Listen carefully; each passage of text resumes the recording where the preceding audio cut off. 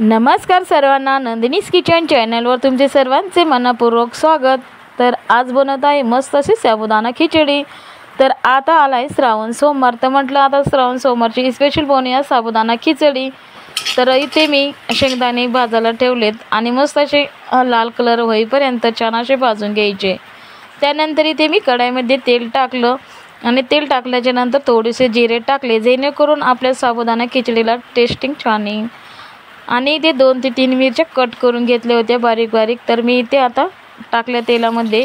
आणि हे बघा, इथे शेंगदाणे जास्त बारीक केले नाही, नुसतं आबोडधोबडच मी केलेले आहे शेंगदाणे। आणि त्यानंतर इथे तेलामध्ये छान असे परतून घेते आणि इतकी परतायचे की असे शेंगदाणा आहे ना तोंडात टाकता तसा कुरकुरीत लागायला पाहिजे।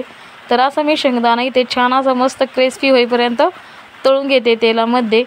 तर खूप छान या पद्धतीने जर साबुदाणा खिचडी केली तर खरंच छान।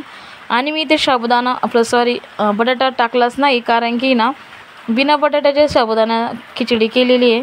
तर आता इथे मी छान मस्त असा साबुदाणा टाकला आणि त्यानंतर असं चमच्याच्या सहाऱ्याने छान असं एकदम मस्त असं परतून घेते, जेणेकरून छान असं मस्त साबुदाणा खिचडी होईल।